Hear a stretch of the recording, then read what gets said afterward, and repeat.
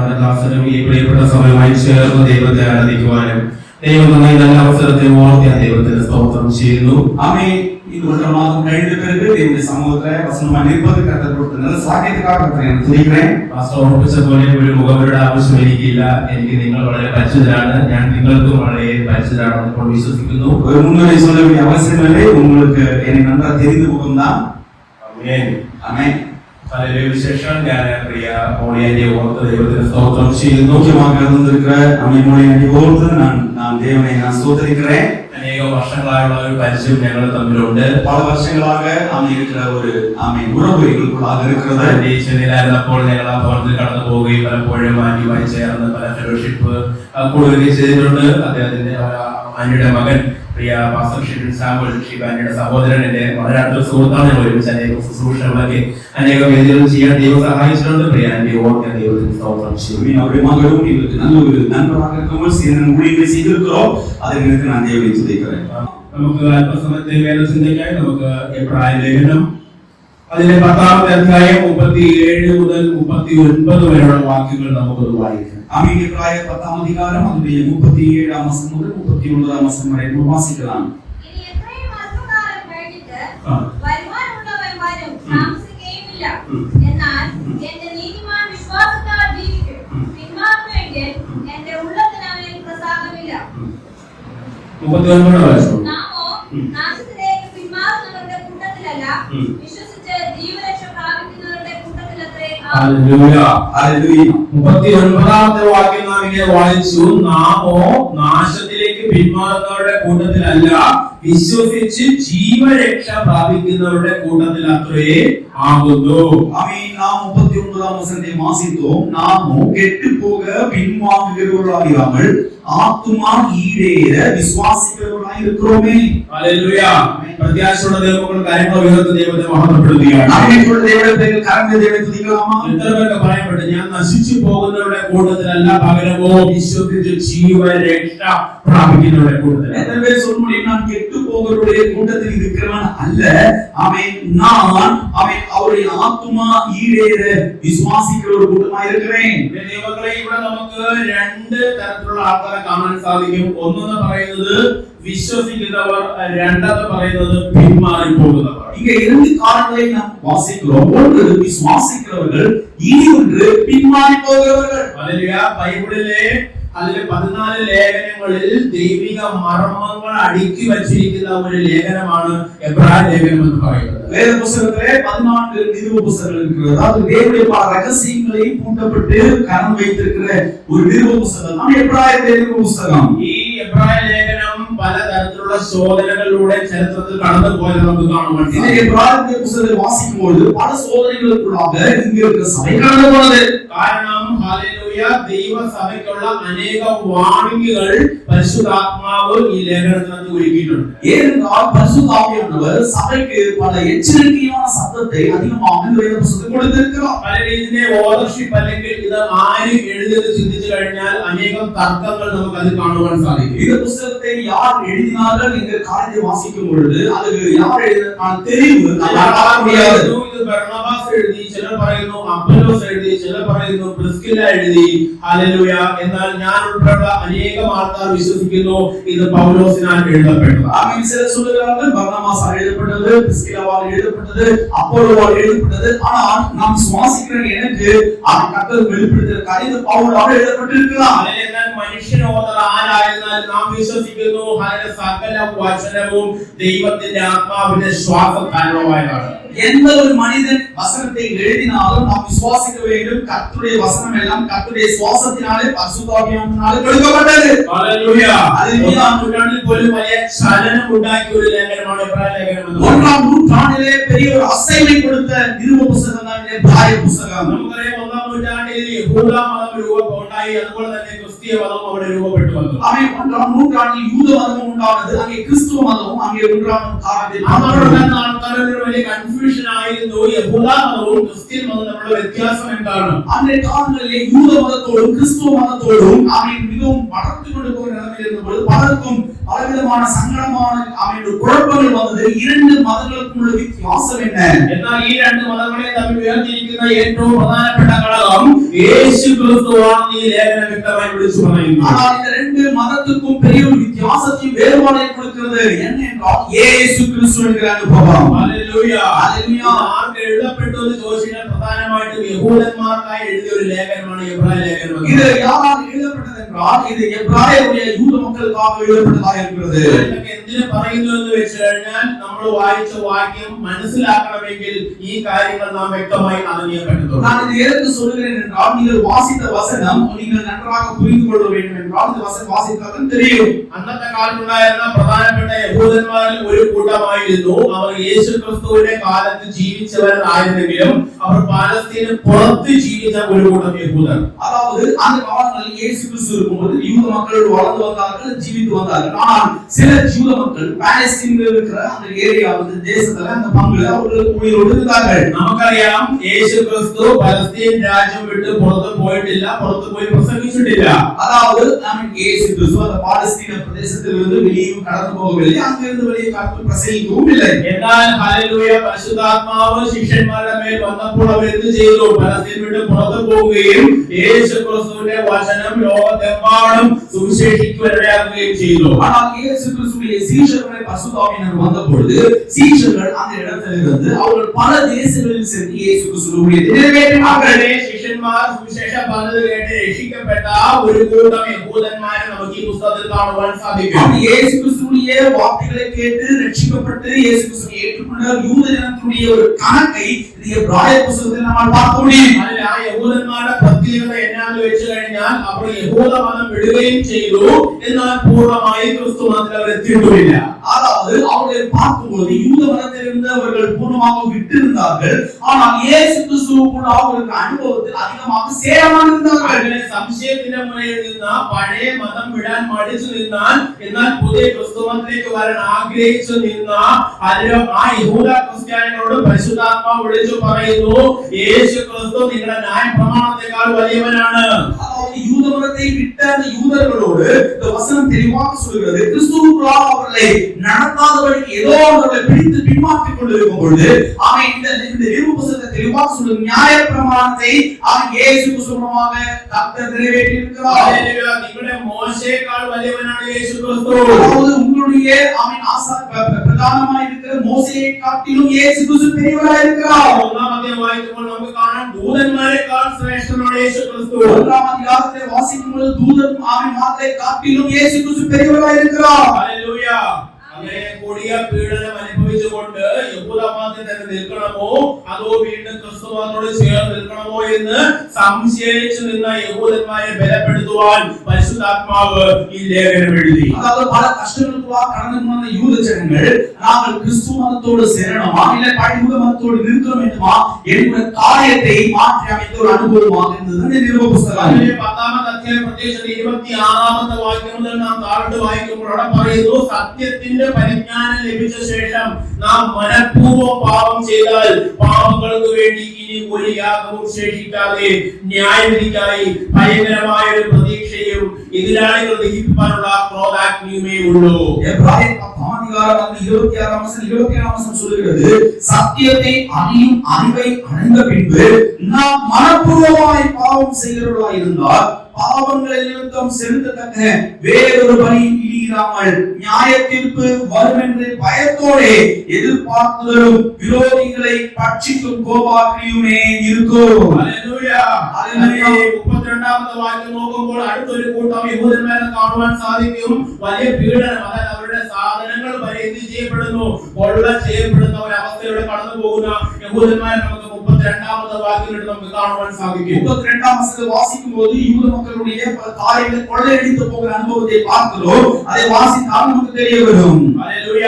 സമയത്തിന്റെ കുറവുകൊണ്ട് ഞാൻ ആ ഭാഗങ്ങളൊന്നും വായിക്കുവാൻ ആഗ്രഹിക്കുന്നില്ല. நேரத்தின் குறைபாடுதான் அந்த வசனத்தை வாசிக்க விரும்பப்படவில்லை. പറഞ്ഞാൽ ഹല്ലേലൂയ, ക്രിസ്തുവിന് വേണ്ടി വളരെ കഷ്ടം അനുഭവിക്കുന്ന, വളരെ പ്രയാസത്തിലൂടെ കടന്നു പോകുന്ന ദൈവമക്കളോട് പരിശുദ്ധാത്മാവ് പറയുന്നു, ഹല്ലേലൂയ, നിങ്ങൾ വിശ്വസിച്ചാൽ നിങ്ങൾക്ക് ജീവരക്ഷ പ്രാപിക്കാം, അതെല്ലാം പിന്മാറി പോയാൽ നിങ്ങൾ നാശത്തിലേക്കാണ്. இப்போ இயேசு கிறிஸ்து கிறிஸ்துவை ஏற்றுக்கொண்ட ஒரு வழியில் இருக்கிற தேவனுடைய பிள்ளைகளோடு கர்த்தர் தெளிவாக சொல்கிறார். அதனுடைய எபிரேயர் 10ஆம் அதிகாரம் அதனுடைய 38ஆம் வசனம் 39ஆம் சொல்கிறது, விசுவாசத்தினாலே நீதிமான் பிழைப்பான், பின்வாங்கி போனவனானால் அவன் மேல் ஆத்துமா பிரியமாயிராது என்கிறார். ഹല്ലേലൂയ.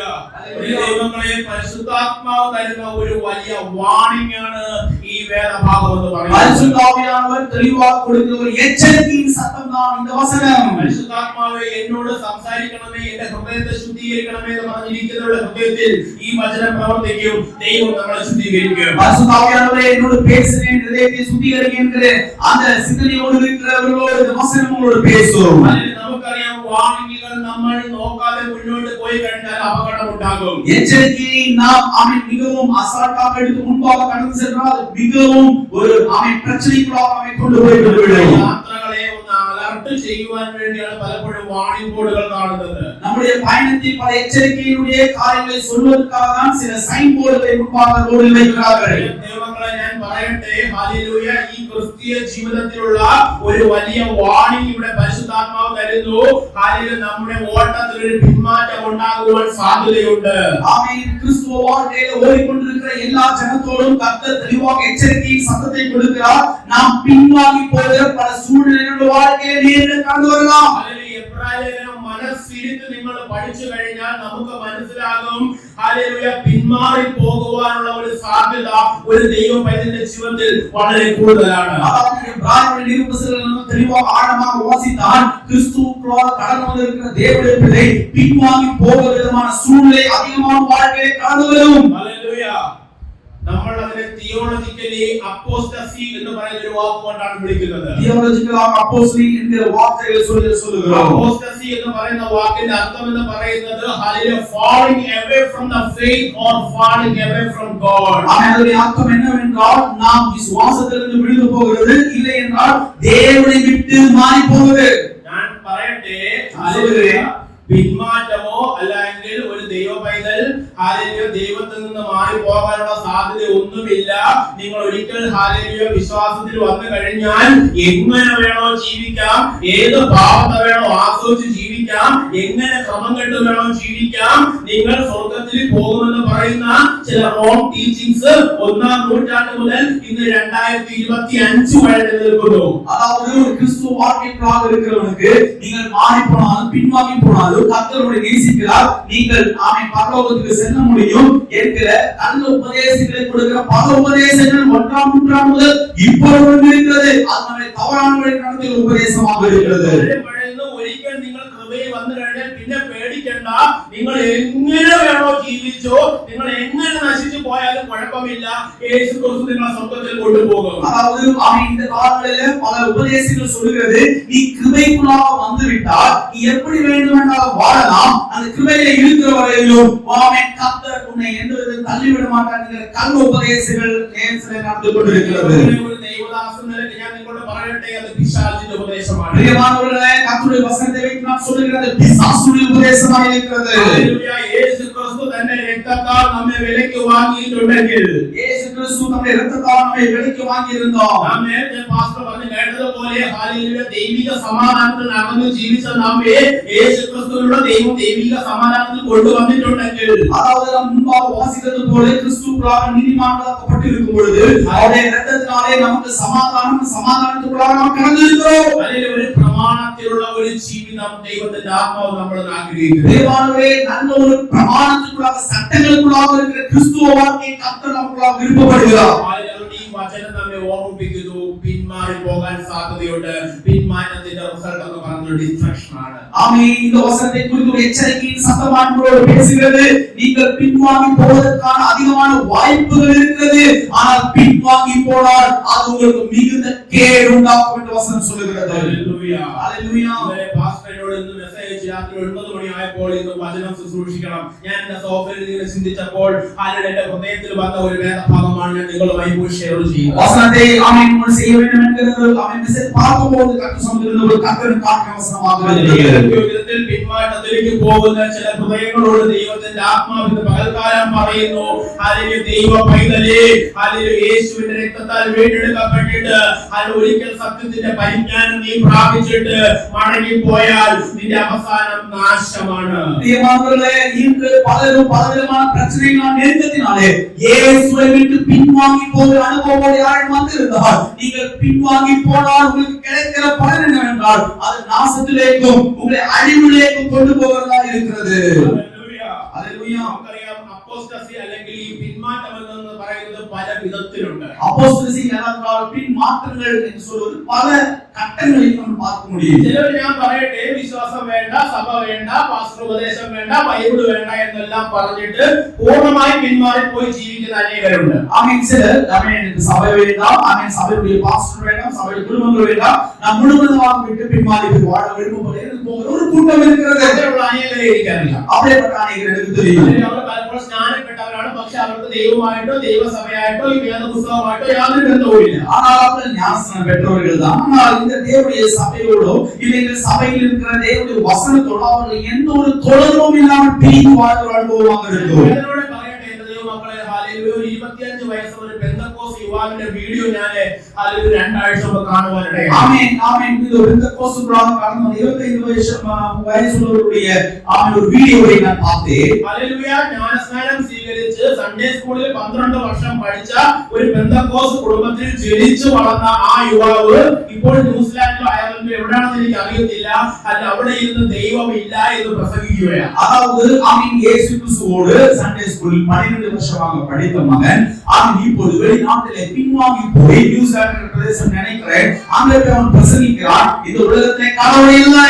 ഞാനൊരു ദേവദാസനായതുകൊണ്ട് തന്നെ ഞാൻ ഒരുപാട് വീഡിയോയിൽ നിന്ന് കാണുവാനിടയായി. நான் தேவனுடைய ஊழியனாக இருக்கிறதுனால பலவிதமான பின்வாங்கி போனவருடைய வீடியோவை பார்த்தேன். അവരുടെ ദൈവത്തെ കുറ്റം പറഞ്ഞുകൊണ്ട് ദൈവസഭയെ കുറ്റം പറഞ്ഞുള്ള 1 മണിക്കൂറും 1.5 മണിക്കൂർ ദൈർഘ്യമുള്ള അനേകം വീഡിയോസ് ഹല്ലേലൂയ പുള്ളിക്കാരൻ യൂട്യൂബിൽ പോസ്റ്റ് ചെയ്തുകൊണ്ടേയിരിക്കുന്നു. அதாவது தேவனுடைய சபையையும் தேவனுடைய பிள்ளைகளையும் கர்த்தரையும் அவன் கடவுளையும் எதிர்த்து நின்று இல்லை என்று சொல்லுகிற துர்பலமான சில அவன் செய்திகளை யூடியூப்ல அவர்கள் பரப்பிக் கொண்டிருக்கிறார்கள்.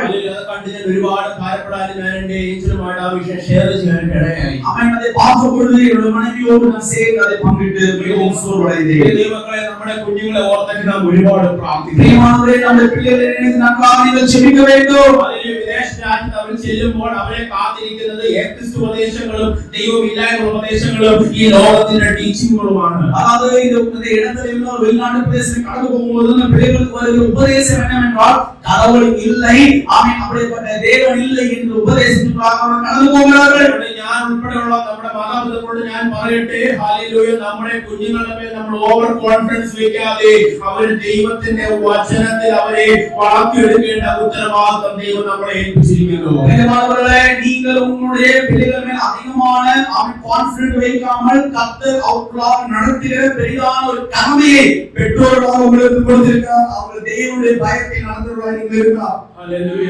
ഹല്ലേലൂയ. രണ്ടാമത്തെ ഒരു കൂട്ടുകാരാണെന്ന് ഞാൻ പറയട്ടെ. இரண்டாவது ஒரு கூடுகை என்னவென்றால் അതിൽ അവർ സഭയിൽ വരും, ഹല്ലേലൂയ, സഭയുടെ എല്ലാ ആക്ടിവിറ്റീസിലും പങ്കെടുക്കും, അതിലെ ബൈബിൾ കൊണ്ടുവരും, പക്ഷെ അവർക്ക് ദൈവമായിട്ട് ബന്ധമില്ല. அவங்க இரண்டாவது கூட்டம் எப்படிப்பட்ட கூட்டம் என்றால் அவர்கள் சபையில் வருவார்கள், வேத புத்தகமாய் வருவார்கள், அவர்கள் வருவார்கள் போவார்கள், அவர்களுக்கும் சபையுமாக எந்த ஒரு ஆமென் அந்த உறவும் இல்லாமல் இருக்கும். അതിലൊന്നും ഞാൻ കൈകൊണ്ട് പറയുന്നല്ല, വിശുദ്ധ വേദപുസ്തകത്തിൽ അതിന് വ്യക്തമായ തെളിവുണ്ട്.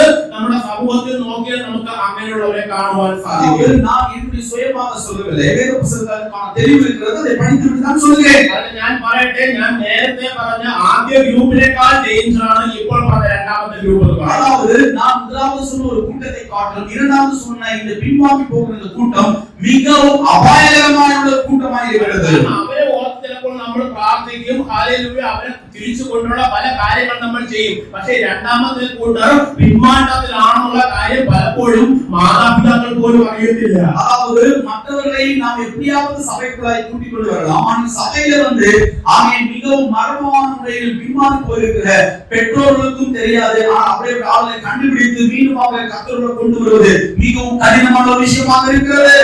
ഹല്ലേലൂയ, അനേകം യുവാക്കളുമായിട്ടും യുവതികളുമായിട്ടും ഞാൻ സംസാരിക്കും കേൾക്കുമ്പോൾ ഇടപെടുമ്പോൾ എനിക്ക് മനസ്സിലാകുന്ന കാര്യം, ഹല്ലേലൂയ, ചർച്ചിൽ അവരെല്ലാം വളരെ ആത്മീയരായിരിക്കുന്നു. പക്ഷെ ചർച്ച് ഹോള് വിട്ട് അവർ പുറത്തു പോയി കഴിഞ്ഞാൽ ഈ ലോകത്തോട് ചേർന്ന് പാപത്തിൽ ജീവിക്കുന്നവരാ. அதாவது அவர்கள் சபையிலே கடந்து வருவார்கள், கர்த்தருடைய ஆராதனை பங்கெடுப்பார்கள். ஆனால் இங்கே விட்டு வெளியே போகும்போது உலகத்தனமான வாழ்க்கை, பாவத்தோடு உள்ள வாழ்க்கை, சம்பந்தமுள்ளவர்களாய் இருப்பார்கள். ഹല്ലേലൂയ. കേൾക്കുമ്പോൾ ഹല്ലേലൂയ ഞാൻ കുറ്റപ്പെടുത്തുന്നോ അല്ലെങ്കിൽ കള്ളം പറയുന്നോ തോന്നും. പക്ഷെ അനേകരുമായിട്ട് ഇടപെടുന്ന എക്സ്പീരിയൻസിൽ നിന്നാണ് ഞാൻ പറയുന്നത്. ഒരുപക്ഷെ എന്നെക്കാൾ ഉപരിയായി വിഷയം അല്ല പാസ്റ്റർക്ക് ഹല്ലേലൂയ പറയുവാൻ സാധിക്കും. அதாவது உங்களுக்கு ஆமென் நான் ஏதோ தெரியாமல் சொல்றது அல்ல, இது நான் உணர்ந்து ஆமென் நாங்கள் அனுபவித்ததனால இதை சொல்கிறேன். ஆமென் ஊழியர்களை குறித்து தெளிவாக சொல்ல முடியும். ഹല്ലേലൂയ. ഹല്ലേലൂയ. അങ്ങനെയുള്ള ഏതെങ്കിലും ഹൃദയത്തിന്റെ പകൽക്കാലം ഹല്ലേലൂയ ഹോളിലോ ഹല്ലേലൂയ കേൾക്കാൻ പോകുന്ന ഈ വീഡിയോയിലൂടെ എന്നെ കേൾക്കുന്നുണ്ടെങ്കിൽ പ്രിയ മക്കളെ ഞാൻ നിങ്ങളോട് പറയട്ടെ, ഹല്ലേലൂയ, നമ്മുടെ സകല പാപവും പോകി നമ്മെ ശുദ്ധീകരിക്കുന്ന ഒരു രക്തമുണ്ട്.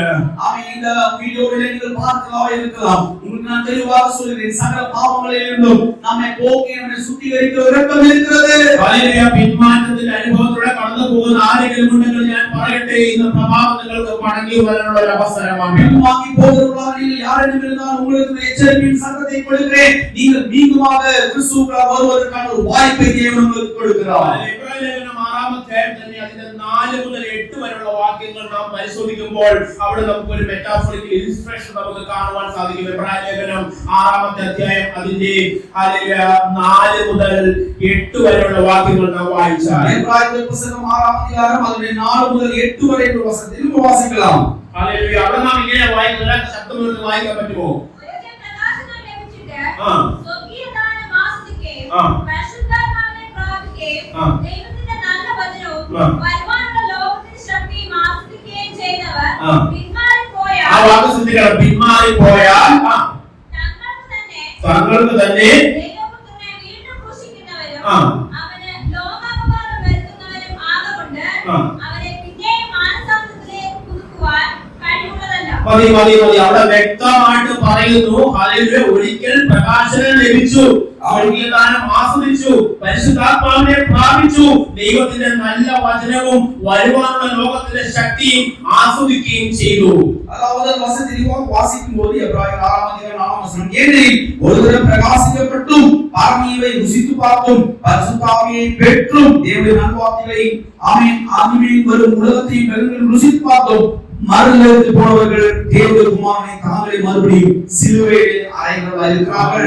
എത്ര വലിയ പാപമാണെന്ന് വചനം നമ്മെ ഓർമ്മിപ്പിക്കുന്നു. பாவங்கள் எவ்வளவு பெரிய பாவம் என்று தேவனுடைய வசனம் தெளிவாக நம்மோடு பேசுகிறது. പിന്മാറി പോകുന്നവൻ യേശുക്രിസ്തുവിന്റെ ക്രൂശിന് അപമാനം ഉണ്ടാക്കുന്നു എന്ന് വചനം നമ്മെ ഓർമ്മിപ്പിക്കുന്നു. பின்வாங்கி போகிறவன் இயேசு கிறிஸ்துவை மீண்டுமாக சிலுவையில் அடித்து அவரை அவமானப்படுத்துகிறவனாய் இருக்கிறார். അതിന്റെ 7 മുതലുള്ള ഭാഗം താഴോട്ട് വായിക്കുമ്പോൾ അവിടെ ഒരു മെറ്റാഫോറിക്കൽ എക്സാമ്പിൾ ദൈവത്തിന്റെ ആത്മാവ് തന്നിരിക്കുന്നു. സമയത്തിന്റെ കുറവുകൊണ്ട് വായിക്കട്ടെ, ഞാൻ പറഞ്ഞു പോകാം. അവിടെ പറയുന്നത് ഇങ്ങനെയാണ്: പലപ്പോഴും പെയ്ത മഴ കുടിച്ചിട്ട് ഭൂമി കൃഷി ചെയ്യുന്നവർക്ക് ഹിതമായ സസ്യാദികളെ വിളയിക്കുന്നു എങ്കിൽ ദൈവത്തിന്റെ അനുഗ്രഹം പ്രാപിക്കുന്നു. 7-ாம் வசனம் நன்றாக வாசிக்கும் போது எப்படி எனில் தன்மேல் அடிக்கடி பெய்கிற மழையை குடித்து தன்னிடத்தில் பயிரிடுகிறவர்களுக்கு ஏற்ற பயிரை முளைப்பிக்கும் நிலமானது தேவனால் ஆசீர்வாதம் பெறும். ഹല്ലേലൂയ. എന്നാൽ മുള്ളും ഞെരിഞ്ഞിലും മുളപ്പിച്ചാലോ അത് കൊള്ളലാത്തതും ശാപത്തിനൊത്തതുമാകുന്നു. ஆனால் முட்செடிகளையும் ஆமென் முள் பூண்டுகளையும் முளைப்பிக்கிற நிலமோ தகாததாயும் சமைக்கப்படுகிறதுமாய் இருக்கிறது.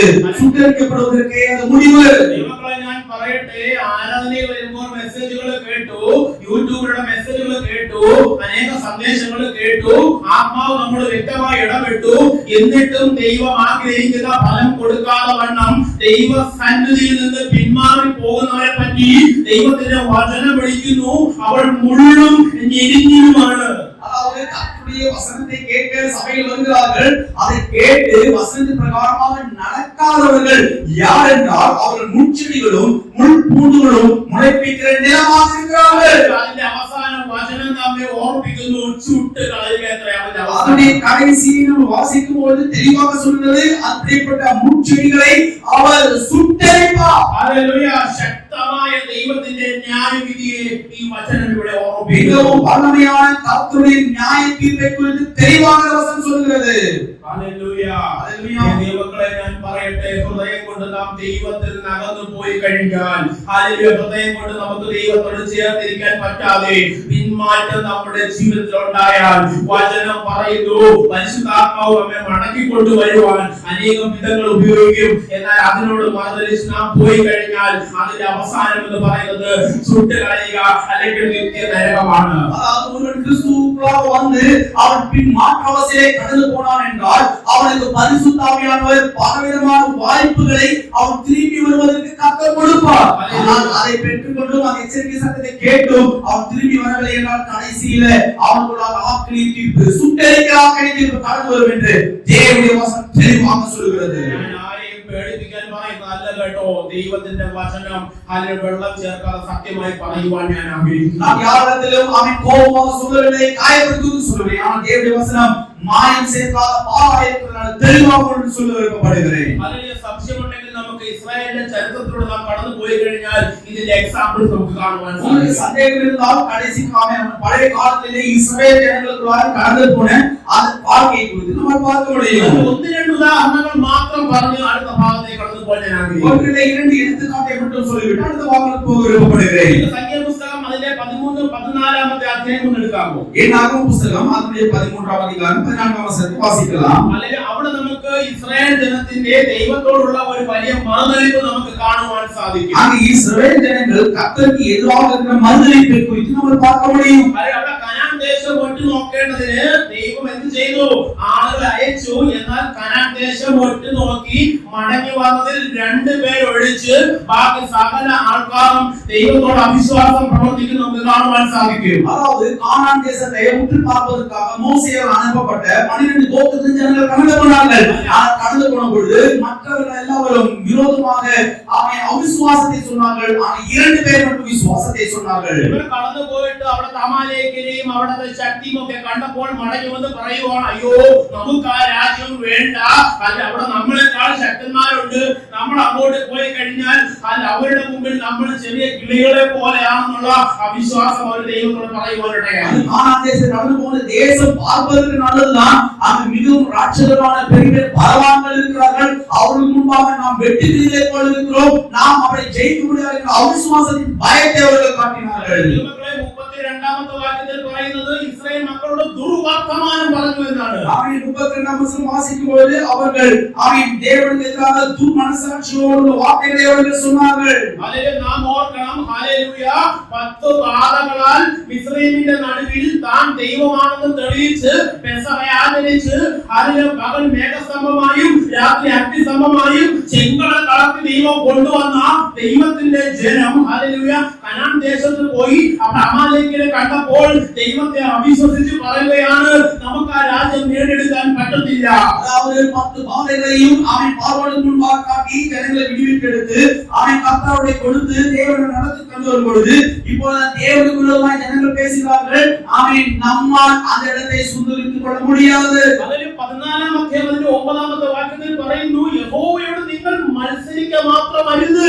அவன் அப்பொழுது 14ஆம் அதிகாரம் 9ஆம் வசனம் சொல்கிறது, கர்த்தருக்கு விரோதമായി മാത്രം കലഹം பண்ணாதிருங்கள். ഹല്ലേലൂയ, പ്രിയ ദൈവങ്ങളെ, ഞാൻ പറയട്ടെ, ദൈവിക വാഗ്ദത്തവുമായി മിസ്രയീമിൽ നിന്ന് പുറപ്പെട്ട ഹല്ലേലൂയ ലക്ഷക്കണക്കിന് ആൾക്കാരിൽ 2 പേർ മാത്രമേ കനാനിൽ പ്രവേശിച്ചിട്ടുള്ളൂ. ജോഷുവയും കാലേബും ബാക്കി ആർക്കും പ്രവേശിക്കാൻ സാധിച്ചില്ല.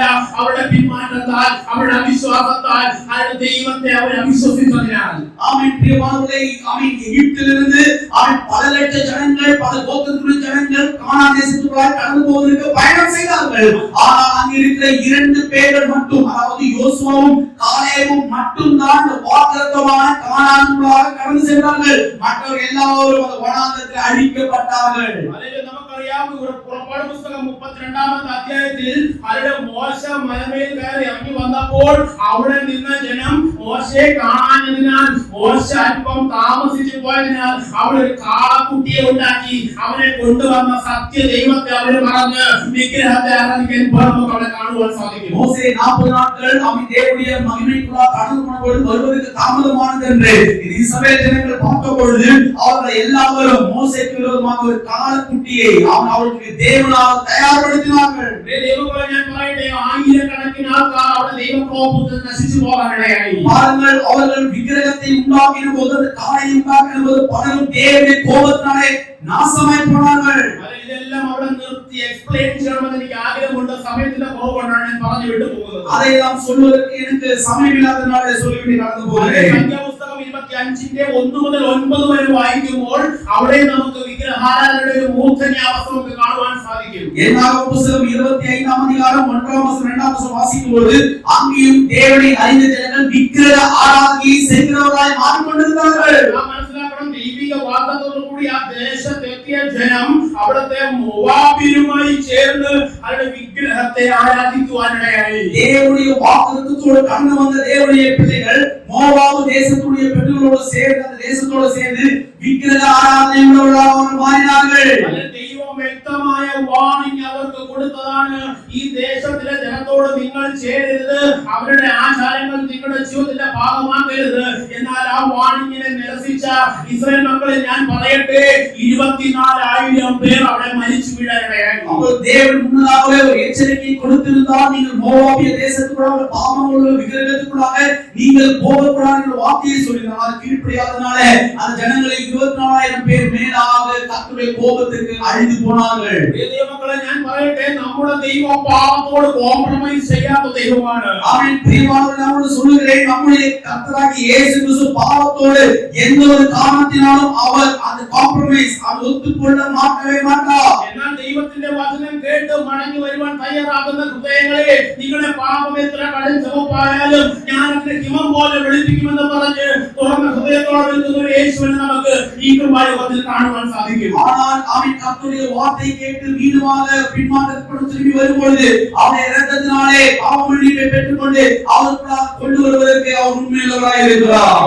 ശൗൽ എന്ന് പറഞ്ഞ രാജാവിനെ ദൈവം തിരഞ്ഞെടുത്ത് ദൈവം നേരിട്ട് അഭിഷേകം ചെയ്ത ഒരു ദൈവദാസനായിരുന്നു. ஆமென். அங்கே சவுல் என்கிற கர்த்தரால் தெரிந்து கொள்ளப்பட்ட ஒரு ராஜா இருந்தார். கர்த்தரால் தெரிந்து கொள்ளப்பட்ட ராஜாவாய் இருந்தார். അനേക വാണിംഗുകൾ ദൈവം ശൗലിന് കൊടുത്തിട്ടും ദൈവിക കൽപ്പനകളെ പ്രമാണിക്കാൻ ശൗലിന് സാധിക്കാതെ വണ്ണം ശൗലിന്റെ അവസാനം എങ്ങനെയായിരുന്നു എന്നെക്കാൾ നിങ്ങൾക്ക് എല്ലാം അറിയാം. அவர்கள் சவுலுடைய வாழ்க்கையை பார்க்கும்போது கர்த்தர் கொடுத்த திட்டத்தை நிறைவேற்றாதனாலே அவருடைய முடிவு எப்படி இருந்தது என்று நமக்கு எல்லாருக்கும் தெரியும். അതുകൊണ്ട് പ്രിയ ദൈവമക്കളെ ഞാൻ പറയട്ടെ, அதனால தேவனுடைய பிரியமான நான் ஒன்று சொல்லுகிறேன், പിന്മാറ്റത്തിന്റെ അവസ്ഥയിലുള്ള ആരെങ്കിലും ഉണ്ടെങ്കിൽ இருக்கிற பல பின்மாற்ற அவസ്ഥைகளாக யாரும் போய் கொண்டிருக்கிறார். വിഗ്രഹാരാധന, ஆமென். விக்கிரக ஆராதனை, ദുർനടപ്പുകൾ, ஆமென், துர்மார்க்கமான நடப்பு, ദൈവത്തോടുള്ള മത്സരം, ஆமென், கர்த்தரோடு கூட இருக்கிற சண்டை, ആത്മീയ വ്യഭിചാരം, ஆமென், ஆவிக்குரிய விபச்சாரம், ഇങ്ങനെയുള്ള ഏതെങ്കിലും കാര്യങ്ങളിൽ ആരെങ്കിലും തുടരുന്നുണ്ടോ എങ്കിൽ பிரியமானவர்களே, இப்படிப்பட்ட அனுபவத்துக்குள்ளாக யாரையும் போகிறவர்களாக இருந்தால், ദൈവിക ആഗ്രഹത്തനുസരിച്ച് ദൈവ പ്രസാദപ്രകാരമുള്ള ഒരു ജീവിതം നയിക്കുവാൻ എനിക്ക് സാധിക്കുന്നില്ല എന്ന് എന്നെ ശ്രമിക്കുന്ന ആരെങ്കിലും തോന്നുന്നു എങ്കിൽ ഇന്ന് പകൽക്കാലം മാനസാന്തരപ്പെടേണ്ട പകൽക്കാലമാണ്. பிரியமானவர்களே, ஐயோ கர்த்தருக்கு பிரியமாய் நான் வாழ முடியவில்லையே, அவருக்கு விரோதமாய் இருக்கிறது போலமாய் இருக்கிறது என்ற உணர்வுகளும் யாருக்கும் வந்திருந்தால், இன்று நீங்கள் மனம் திரும்பி இயேசு கிறிஸ்துவுக்குள்ளாக மீண்டும் கடந்து வருகிற நேரமாய் இருக்கிறது. ദൈവമക്കളെ, ദൈവം വെറുക്കുന്നു മത്സരവും വിഗ്രഹാരാധനയും. ஆமென். கர்த்தர் அதிகமாக வெறுக்கிறார். ஆமென். தேவனுக்கு விரோதமாக இருக்கிற பேச்சும் விக்கிரக ஆராதனையும். വചനം നമ്മെ ഓർപ്പിക്കുന്നു, മത്സരം ആഭിചാരത്തിന് തുല്യമാണ്. ஆமென். அதாவது வசனம் தெளிவாக சொல்கிறது, விரோதிக்கிறவர்கள் அது பில்லி சூனியத்துக்கு ஆமென் ഇതിന്റെ പ്രിയപ്പെട്ടവരോട് പറയട്ടെ, ഈ ലോകത്തിന്റെ അനുരൂപപ്പെട്ടിട്ട് ഈ ലോകത്തിന്റെ വിഗ്രഹാരാധനയുടെ ഭാഗമായി നിങ്ങൾ മാറരുത്. உலகத்தோடு சேர்ந்து நீங்கள் மிகவும் சேர்ந்து போய் அவருக்கு அனுகூலமாய் கடந்து போய் தேவனுக்கு பிரியமில்லாத நடப்பதற்கு தேவனுடைய சித்தமல்ல. Hallelujah, hallelujah, hallelujah, hallelujah. നമ്മൾ ഒരു ശുദ്ധീകരണമാണ് ആഗ്രഹിക്കുന്നത്. ஆண்டவராகிய இயேசு கிறிஸ்து நமக்குள்ளாக ஒரு சுத்திகரிப்பை பரிசுத்தத்தை വേർപാടോടെ ദൈവമക്കൾ ജീവിക്കണമെന്നാണ് ദൈവത്തിന്റെ ആത്മാവ് ആഗ്രഹിക്കുന്നത്. நாம் தேவனுடைய சமூகத்திலே மிகவும் பரிசுத்தத்தோடும் பலத்தோடும் அவன் ജീവിப்பதற்கு கர்த்தர் மிகவும் விருப்பப்படுகிறார். Hallelujah, hallelujah. അതുകൊണ്ടാണ് ദൈവാത്മാവ് എന്നോട് പറഞ്ഞു ചോദിച്ചാൽ എനിക്ക് അറിയത്തില്ല. அதனாலதான் கர்த்தர் என்னோடு பேச சொன்னாரா, அந்த வார்த்தையை சொல்ல சொன்னாரா என்பது எனக்கு தெரியவில்லை. അവരുടെ മുമ്പിൽ വിശുദ്ധിയോടെ വേർപാടോടെ ജീവിക്കാൻ പ്രിയമാനവരേ, യേശു ക്രിസ്തുവിന്റെ സ്വന്തം രക്തത്തെ இப்பொழுது நம்ம விலைக்கு வாங்கினதுக்காக சிலுவை மரணம் நம்மை விடுவித்ததை நினைத்து கொண்டாடுவதற்கு கர்த்தர் விருப்பப்படுகிறார். ഹല്ലേലൂയ. അതുകൊണ്ട് ഈ വചനത്തിന്റെ വെളിച്ചത്തിൽ ഞാൻ പറയട്ടെ, വിഗ്രഹാരാധന ദൈവം വെറുക്കുന്നു. தேவான வசனத்தை வைத்து நான் சொல்கிறேன், விக்கிரக ஆராதனை கர்த்தர் வெறுக்கிறார். ഹല്ലേലൂയ. അതുകൊണ്ട് എന്റെ കുഞ്ഞുങ്ങളാരും ഇങ്ങനെയുള്ള കാര്യങ്ങൾ പോകരുത്. பிரியமானவர்களே, இப்படிப்பட்ட ஜாதிகமான கர்த்தரை விட்டு போகிற இப்படிப்பட்ட பாவ வாழ்க்கைக்குள்ளாக நீங்கள் யாரும் போக கூடாது. അവരോട് പോയി വഴക്കുണ്ടാക്കാനൊന്നും ഞാൻ പറയത്തില്ല. പകരം പരിജ്ഞാനത്തോടു കൂടി അതിൽ നിന്ന് ഒഴിഞ്ഞു മാറി ഈ വിശുദ്ധ വേദപുസ്തകത്തിന് വേണ്ടി, യേശുവിന് വേണ്ടി നിൽക്കാൻ നമുക്ക് സാധിക്കണം. பிரியமான அதனாலுடைய நான்குடத்தில் போய் நான் வரமாட்டேன் சண்டை போடுவதற்கு நான் சொல்லவில்லை. ஆனால் தேவன் கொடுத்திருக்கிற ஞானத்தின் புத்தியும் அதில் எப்படி வெளியே வர வேண்டும் என்கிற திட்டத்தை நீங்கள் தீட்டி அந்த பாவத்திலிருந்து வெளிவரை பார்க்க வேண்டும். ഞാൻ പറയട്ടെ, പ്രത്യേകിച്ച് കുഞ്ഞുങ്ങളോട് ഞാൻ പറയട്ടെ, ഈ ലോകം നിങ്ങളെ പിന്മാറ്റത്തിലേക്ക് കൊണ്ടുപോകും. பிரியமானவர்களே, இருக்கிற பிள்ளைகளோடு இங்க இருக்கிற யூத்களோடு நான் சொல்கிறேன், இந்த உலகம் உங்களை பின்மாற்றத்துக்காக கண்டிப்பாக கொண்டு போகும். ജഡമോഹം, കൺമോഹം, ജീവനത്തിന്റെ പ്രതാപങ്ങൾ നിങ്ങളെ പിന്മാറ്റത്തിലേക്ക് കൊണ്ടുപോകും. எல்லாருக்கும் மாம்சத்துடைய இச்சை, உள்ளாகுகிற பாவங்கள், அதற்குள்ளாக இருக்கிற துர்மோகங்கள் உங்களை பாவத்துக்குள்ளாய் கொண்டு போகும். യേശുക്രിസ്തുവിനേക്കാൾ നമ്മെ അട്രാക്ട് ചെയ്യുന്ന പല ടീച്ചിങ്സുകൾ നമ്മൾ യൂട്യൂബിൽ കേൾക്കുമ്പോൾ അത് നമ്മെ പിന്മാറ്റത്തിലേക്ക് കൊണ്ടുപോകാനിടയാകും. இயேசு கிறிஸ்துவை முன்தூக்கப்படுத்தாமல், இயேசு கிறிஸ்துவை பிரதானப்படுத்தாமல் நம்மை வசீகரிக்கிற பல வசனத்துடைய பிரசங்கங்கள் வரும்போது நம்ம பின்மாற்றத்துக்குள்ளாய் கொண்டு போகும். ആ കാര്യങ്ങളെല്ലാം താൽക്കാലികമായി നമുക്ക് സന്തോഷമെന്ന് തോന്നിയാലും വചനം നമ്മെ ഓർമ്മിപ്പിക്കുന്നു, പിന്മാറി പോകുന്നവൻ നാശത്തിലേക്കാണ് പോകുന്നത്. அப்படிப்பட்ட செய்திகளை கேட்கும் பொழுது நமக்கு நல்ல ஒரு சிறிய சந்தோஷம் கிடைக்கும். ஆனால் அது எங்கே கொண்டு போகிறது என்றால் உங்களை பெரிதான நாசத்துக்குள்ளாய் கொண்டு போய் விடுகிறது. വചനം ഇതെല്ലാം പറഞ്ഞിട്ട് താഴെ 11ാമത്തെ അധ്യായത്തിൽ പറയുന്നു, പിന്നെ നിങ്ങൾക്ക് എങ്ങനെ വിശ്വസിച്ച് ജീവരക്ഷ പ്രാപിക്കാം. ஆமென். அப்படியே 11ஆம் அதிகாரம் சொல்கிறது, പിന്നെ நீங்கள் எப்படி விசுவாசித்து ஜீவனுக்கு ஏதுவான அனுபவத்தை பெற்றுக்கொள்ள முடியும். ദൈവം ഓർമ്മിപ്പിക്കുന്നു, നശിച്ചു പോകുന്ന ഒരു കൂട്ടം ഉണ്ടെങ്കിലും നീതിമാന്മാരെ ഞാൻ ഈ ലോകത്താക്കിയിട്ടുണ്ട്.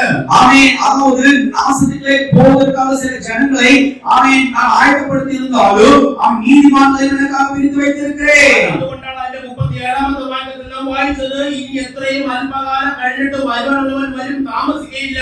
അടുത്ത വാക്യം നോക്കണം, എന്നാൽ എന്റെ നീതിമാൻ വിശ്വാസത്താൽ ജീവിക്കും. ஆமென். அதனுடைய 10ஆம் அதிகாரம் 37ஆம் வசனம் தெளிவாக சொல்கிறது, வருகிறவர் இன்னும் கொஞ்ச காலத்திலே வருவார், தாமதம் பண்ணார், விசுவாசத்தினாலே நீதிமான் பிழைப்பான், பின்வாங்கி போனானால் அவன் மேல் ஆத்துமா பிரியமாய் இராது என்று கர்த்தர் வசனம் தெளிவாக சொல்கிறது. ജീവിച്ചു എന്ന് പറയുന്നത് അദ്ദേഹം വ്യക്തമായി നമ്മെ ഓർമ്മിപ്പിക്കുന്നു. ஆமென். அவர்கள் எப்படி வாழ்ந்தார்கள் என்பதை 11ஆம் அதிகாரம் வாசித்தீர்கள் தெளிவாக சொல்லப்படும். അനേക ഉദാഹരണങ്ങൾ നമുക്ക് ദൈവത്തിന്റെ ആത്മാവ് കാണിച്ചു തന്നു. അവിടെ പലവിധமான എടുത്തുകാട്ടുകൾ ഇங்கே ആമേൻ ദൈവത്തിന്റെ വചനം കാട്ടിയിരിക്കുന്നത് പോലെ ഹാബേൽ മുതൽ ഹാനോക്ക് തുടങ്ങി, നോഹ തുടങ്ങി, അബ്രഹാം തുടങ്ങി അനേകം വിശുദ്ധന്മാരുടെ ഒരു പട്ടിക അവിടെ 11ാമത്തെ അധ്യായത്തിൽ നിരത്തിയിട്ട് ദൈവത്തിന്റെ ആത്മാവ് നമ്മോട് 12ാമത്തെ അധ്യായത്തിൽ പറയുന്നു, ആകയാൽ നാം എന്ത് ചെയ്യണം? സാക്ഷികളുടെ ഇത്ര വലിയൊരു സമൂഹം നമുക്ക് ചുറ്റും നിൽക്കുന്നത് കൊണ്ട് സകല ഭാരവും പാവവും വിട്ടു ചെയ്യണം, നാം മുന്നോട്ട് ഓടണം. பாருங்கள், இப்ராயர் 11ஆம் அதிகாரத்திலே வாசிக்கும் பொழுது ஆபேல் முதல் விசுவாசத்துக்காக நிலைநின்றவர்கள் மிகவும் அதிகமாக இருந்தார்கள். ஆனால் கடைசியாக வாசிக்கும் பொழுது ஆமென் விசுவாசிக்கிற நாம் சகல பாவங்களையும் சகல பாவங்களையும் விட்டு ஓடுகிறவர்களாக இருக்க வேண்டும். ഹല്ലേലൂയ. പിന്മാറി നാശത്തിലേക്ക് പോകുന്നവരല്ല പ്രിയമക്കളെ, വിശ്വസിച്ച് ജീവരക്ഷ പ്രാപിക്കുന്നവരെ നോക്കി അതിൽ നമ്മുടെ ഓട്ടം മുന്നോട്ട് നമ്മൾ ഓടണം. பிரியமானவர்களே, நாம் எல்லாம் விசுவாசத்துக்காக ஓடிக்கொண்டிருக்கும் பொழுது பின்மாற்றத்துக்கு போவதற்காக அல்ல, நாம் விசுவாசத்தோடு விசுவாசத்தை காட்டினவரை நோக்கி ஓடுகிற கூட்டமாக இருக்க வேண்டும். ഈ വിശുദ്ധന്മാർക്ക് എങ്ങനെയാണെന്ന് അറിയാമോ ആ ഓട്ടം മുന്നോട്ട് ഓടുവാൻ സാധിച്ചത്? இந்த விசுவாசிக்கிற இந்த பட்டியலில் இருக்கிற இந்த தேவனுடைய பிள்ளைகள் எப்படி விசுவாசத்தில் ஓடினார்கள் தெரியுமா? അതിന്റെ 15ാമത്തെ വാക്യത്തിൽ വായിക്കുന്നു, അവർ വിട്ടു പോകുന്നതിനെ ഓർത്തുവെങ്കിൽ മടങ്ങി പോകാൻ ഇടയുണ്ടായിരുന്നു. ஆமென். 15ஆம் வசனம் சொல்கிறது, தாங்கள் விட்டு வந்த தேசத்தை நினைத்தார்கள் என்றால் அதற்கு திரும்பி போவதற்கு அவருக்கு സമയം கிடைத்திருக்குமே. എന്റെ സമയക്കുറവിനോട് അവസാനിപ്പിക്കുന്നു. ഞാൻ നേരത്തെ പറഞ്ഞല്ലോ, പഴയ മതത്തിൽ നിന്ന് വിട്ടുവന്ന പലതിനെയും നാം ഇപ്പോഴും ഓർത്തുകൊണ്ട് നടക്കുകയാണെങ്കിൽ, വിശ്വസിച്ച് മാനസാന്തരപ്പെട്ടിട്ടും ഹല്ലേലൂയ ആ പഴയ പാപജീവിതത്തിന്റെ ചില കാര്യങ്ങളെ ഓർത്തുകൊണ്ട് നാം നടക്കുകയാണെങ്കിൽ വചനം നമ്മെ ഓർമ്മിപ്പിക്കുന്നു, നീ മടങ്ങി പോകാൻ സാധ്യതയുണ്ട്. பிரியமானவர்களே, பழைய மதத்தை விட்டு இயேசு கிறிஸ்துவாய் கடந்து வந்திருக்கிற தேவனுடைய பிள்ளைகளே, நீங்கள் இப்பொழுதும் மதத்தினுடைய அனுபவத்தையும் அதற்கான சாங்கியங்களையும் நீங்கள் பின்பற்றிக் கொண்டிருக்கிறீர்களா? தெரியுமான ஒரு எச்சரிக்கை சத்தத்தை உங்களுக்கு கொடுக்கிறேன். நீங்கள் பின்வாங்கி போகிற நேரம் மிகவும் சமீபமாக இருக்கிறது. அதாவது பாவின் சிறிதான புளித்தமாவு நல்லமாவு முழுவதையும் அது புளிப்பாக்குகிறது. விட்டு போறேன் ஹalleluya சேரேன்றதோட சேர்ந்தால் மாத்திரமே நமக்கு ஓடுவான் சாதிக்க முடியும். நீங்கள் விட வேண்டியதை விட்டு ஆமென் எதுக்காக சேர வேண்டுமோ சேர அனுபவத்தில் ஓடுவதற்கு தயாரானால் கர்த்தர் உங்களை உபயோகிப்பதற்கு உண்மையாளராக இருக்கிறார். நம்ம விட்டே பற்றி உபயோகப்படலாம். சில புளிப்பான சில பாவங்களை விட்டே நீங்கள் தீர வேண்டும். சோஷியல் மீடியால இருக்கிற பிளாட்ஃபார்ம்ல இருக்கிற சில அனுபவங்களை விட்டே தீர வேண்டும். நம்ம பழைய ஓர்மையிലേക്ക് கொണ്ടുപോകുന്ന ചെറുതുമൊക്കെ നമ്മൾ വേർപാട് പാലിച്ചേ പറ്റൂ. നമ്മളെ പഴയ വാക്യങ്ങളായി കൊണ്ടുപോകുന്ന പല ചിന്തകളിൽ നിന്ന് നമുക്ക് വേർപാട് പിരിഞ്ഞിരിക്കുന്ന അനുഭവമായി നമ്മൾ വന്നേ തീര வேண்டும். അങ്ങനെ ചെയ്തില്ലെങ്കിൽ നമ്മൾ മടങ്ങി പോകാൻ ഇടയുണ്ട്. പ്രിയമാനവരേ, அந்த சிந்தனையில் இருந்து நீங்க வெளியே வரவில்லை என்றால் நீங்கள் பின்வாங்கி போவதற்கு பலவிதமான காரணங்கள் நடந்து போகிறது. നമ്മെ ഓർമ്മിപ്പിക്കുന്നു, അതിനെ വിട്ട് നിങ്ങൾ എങ്ങോട്ട് നോക്കണം? ஆமென். அப்படி வசனம் சொல்கிறது, அவர் பழைய சிந்தனைகளை விட்டு நீங்கள் எதை நோக்கி பார்க்க வேண்டும்? അവരോ അധികം നല്ലതിനെ സ്വർഗീയമാനത് തന്നെ കാംക്ഷിച്ചു. ഹല്ലേലൂയ. ஆமென். வசனம் சொல்கிறது, அவர்கள் மிகவும் நன்மையானதை பரலோகத்துக்குரியதை விசேஷமான நன்மைகளை கொடுக்கிற காரியங்களை அவர்கள் பார்த்தார்கள். അതിലെ 10-ാം വാക്യത്തിൽ വായിച്ചു, ദൈവം ശില്പിയായി നിർമ്മിച്ചതും അടിസ്ഥാനമുള്ളതുമായ നഗരത്തിനായി അവർ കാത്തിരുന്നു. ஏனெனில் தேவன் தாமே கட்டி உண்டாக்கின அஸ்திபாரமுள்ள நகரத்திற்கு அவர்கள் காத்திருந்தார்கள். ഹല്ലേലൂയ. ഹല്ലേലൂയ. പഴയ മതത്തെ വിട്ടിട്ട് അവർ എങ്ങോട്ട് നോക്കിയെന്നറിയാമോ?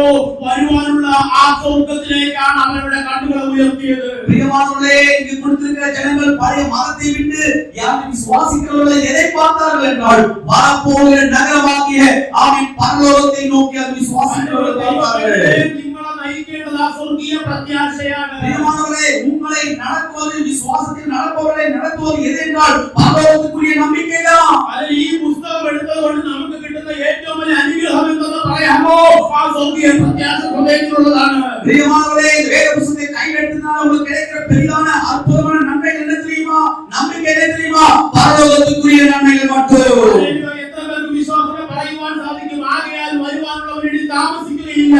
எத்தனை பேர் சொல்ல முடியும்? வருகிறவர் இனி தாமதிக்க மாட்டார். ഞാൻ പിന്മാറ്റത്തിൽ നശിച്ചു പോകുന്നവരുടെ കൂട്ടത്തിലല്ല, വിശ്വസിച്ച് ജീവരക്ഷ പ്രാപിക്കുന്നവരുടെ കൂട്ടത്തിലാണ്. நான் ஆமென் பின்மாறி போகிற கூட்டம் அல்ல, ஆனால் விசுவாசித்து கர்த்தரோடு பிரியமாய் நடக்கிற கூட்டமாய் நான் இருக்கிறேன். കൺവിക്ഷൻ കൊടുക്കാൻ സാധിക്കും. ഞാൻ വിട്ടു പോന്നിട്ട് അധികം സ്വർഗീയമാതിനെ കാംക്ഷിച്ചുകൊണ്ടുള്ള അനുഗ്രഹിക്കപ്പെട്ട ഒരു ആത്മീയത ഞാൻ നയിക്കും. எத்தனை பேர் உங்கள் கண்களுக்கு முன்பாக தலைகளை போட முடியும்? நான் செல்ல வேண்டிய இடத்துக்கு செல்ல வேண்டிய பார்வையாக என்னுடைய பார்வை இருக்கிறது. அது பரலோக ராஜ்யத்துக்குரியதாக இருக்கிறது. മക്കളെ, നിങ്ങളെ ചിന്ത ഈ ലോകത്തിൽ മാത്രം വെക്കുവാണെങ്കിൽ വചനം നമ്മെ ഓർമ്മിപ്പിക്കുന്നു, നമ്മളെ പോലെ അരിഷ്ടം വേറെയില്ല. இந்த உலகத்தை மட்டும் நினைத்து அதற்கான ஆசைகளோடும் அந்த உலகத்திலே நன்மைகளுக்காக மட்டும் நீங்கள் ஜீவித்தால் உங்களை காட்டிலும் ஆமென் மிகவும் ஏமாற்றப்படக்கூடியவர்கள் வேறு யாரும் உலகத்தில் இல்லை. ഞാൻ വാക്കുകൾ അവസാനിപ്പിക്കുന്നു. കുഞ്ഞുങ്ങളൊക്കെ പറയട്ടെ, പിന്മാറി പോകുന്ന അവസ്ഥ വരുമ്പോൾ ഹല്ലേലൂയ, വിട്ടുപോകുന്നതിനെ ഓർക്കാതെ, പഴയ കാര്യങ്ങളെ ഓർക്കാതെ, പഴയ കൂട്ടുകാരെ ഓർക്കാതെ, ദൈവം നമുക്ക് വേണ്ടി ഒരുക്കിയിരിക്കുന്ന ഒരു കണ്ണും കണ്ടിട്ടില്ലാത്ത, ഒരു ചെവിയും കേട്ടിട്ടില്ലാത്ത, സ്ഫടിക തുല്യമായ തങ്ക നിർമ്മിതമായ ആ നഗരത്തേക്ക് നോക്കി നമ്മുടെ ഓട്ടം നാം മുന്നോട്ട് ഓടണം. நீங்கள் செய்ய வேண்டியது தெரியுமா? ஆமென். கைகளால் செய்யப்படாத ஆமென் சகல தங்கத்தினாலும் சகல முத்துகளினாலும் நமக்காக கட்டப்பட்டிருக்கிற பரலோகத்தை நோக்கி ஓடுகிற ஒரு அனுபவத்தோடு വിശ്വാസത്തിന്റെ നായകനും പൂർത്തി വരുത്തുന്നവരുമായ യേശുവിന്റെ മുഖത്തേക്ക് നോക്കി ജീവരക്ഷയ്ക്ക് വേണ്ടി ഓടുന്ന അനുഗ്രഹിക്കപ്പെട്ട മക്കളായി നമുക്ക് മാറാം. വിശ്വാസത്തെ തുറക്കുന്നവരും முடிக்கிறவருமாகிய இயேசுவை நோக்கி நியமித்திருக்கிற ஓட்டத்தில் நாம் எல்லாரும் பொறுமையாக സമർപ്പിക്കാൻ സാധിക്കും. എത്ര പേർക്കായി ഒപ്പുകൊടുക്ക முடியும்? എത്ര പേർക്ക് പറയാൻ പറ്റും, ഞാൻ എൻ്റെ യേശുവിനുള്ളതാണ്? എത്ര പേർ சொல்ல முடியும், യേശുവിനുള്ളതാണ്? ഞാൻ യേശുവിൽ ജീവിക്കുന്നു, യേശു എന്നിൽ ജീവിക്കുന്നു. എത്ര പേർക്ക് പറയാൻ സാധിക്കും? ആമേൻ. நான் இயேசுவுக்குள்ளாக இருக்கிறேன், இயேசு എന്നിൽ இருக்கிறார் என்ற பெரிதான உறுதியோடு நம்பிக்கையோடு எത്ര പേർ சொல்ல முடியும்? ഇരുട്ടിന്റെ അധികാരത്തിൽ ദൈവം എന്നെ വിളിച്ച് വേദനിച്ചു എന്നും ഞാൻ ഇപ്പോൾ ജീവിക്കുന്ന പ്രകാശത്തിലാണെന്നും ദൈവം ആഗ്രഹിക്കുന്ന പോലെ ദൈവത്തിന് ഫലം കൊടുക്കുന്ന പറഞ്ഞുകൊണ്ട് അതിൽ അനുഗ്രഹിക്കപ്പെട്ട മകനായി മകളായി ഞാൻ ജീവിക്കുമെന്ന് എത്ര പേർക്ക് ഈ പകൽക്കാലം പറഞ്ഞ് ദൈവകരങ്ങളെ ഏൽപ്പിക്കുവാൻ സാധിക്കും? உறுதியில்லாதவர்களான உறுதியோடு நான் இயேசு கிறிஸ்துவுக்குள்ள இருப்பேன், அவருக்காக பலன் ஆமென் கொடுக்கிறவனாய் இருப்பேன், ஆமென் கனி கொடுக்கிறவனாய் இருப்பேன் என்கிற தேவனுடைய பிரியமாய் இருப்பேன் என்கிற உணர்வோடு எத்தனை பேர் சொல்ல முடியும்? ഹല്ലേലൂയ. ഒരു ഭക്തയായ ലേഡി ഉണ്ടായിരുന്നു, അന്നമാമൻ. ഈ സ്വർഗീയ പ്രത്യാശ ആ അമ്മയുടെ ഹൃദയത്തിൽ പറഞ്ഞപ്പോഴുണ്ടല്ലോ, അല്ലെങ്കിൽ വീട്ടിൽ നിന്ന് ഇറക്കി വിട്ടിട്ട് കപ്പക്കാനായി പോയി കിടന്ന സമയത്ത് ആ അമ്മ സ്വർഗത്തിലേക്ക് നോക്കി പാടി. സകല സമ്പാദ്യവും ആ അമ്മയ്ക്ക് നഷ്ടപ്പെട്ടപ്പോൾ ആ അമ്മ സ്വർഗത്തിലേക്ക് നോക്കി പാടി. പൂർവ്വ പിതാക്കളാം അപ്പസ്തോലർ ദൂരമേ ദർശിച്ച് ഭാഗ്യദേശം ആകയാൽ ഛേദമെന്ന് എണ്ണി ലാഭം അന്യനെണ്ണി ഈ ലോകമതിൽ. ஆமென். அதாவது பழைய காலங்களிலே இயேசுவுக்காக கடவுள் அம்மா இருந்தார், அண்ணம்மா என்கிறவர்கள் அவர்கள் பாடினார்கள். பலவிதமான கொடுமையான அனுபவங்களை கடந்து போனாலும் விரோதிக்கப்பட்டவர்கள் சொன்னார்கள், விசுவாசிக்கிறவன் யார் என்று தெரியுமே, அவன் அவரை சேர்த்து உண்மையோடு இருக்கிறார், அவன் நிச்சயமாக சேர்த்துக் கொள்வார், அவருக்காக நான் ஓடுகிறேன் என்கிற வார்த்தையை அவர்கள் விசுவாசத்தோடு சந்தோஷத்தோடு சொன்னார்கள். ഹല്ലേലൂയ.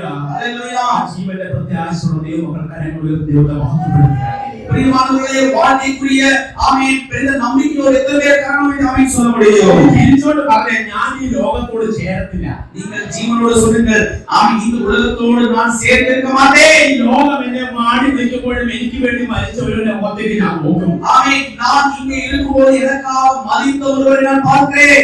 ഹല്ലേലൂയ. ஹல்லேலூயா. ഈ വചനത്താൽ ദൈവം ഈ സഭയെ അനുഗ്രഹിക്കട്ടെ, ദൈവമക്കളെ അനുഗ്രഹിക്കട്ടെ എന്ന് ആത്മാർത്ഥമായി പ്രാർത്ഥിക്കുന്നു. ஆமென் இந்த வசனத்தை கொண்டு கர்த்தர் நம்மை ஆசீர்வதிக்கட்டும். இந்த வசனத்தை வைத்து நீங்கள் ஜெபிக்கிறவர்களாக இருங்கள். கர்த்தர் உங்களை எல்லாரையும் பலப்படுத்துவார்.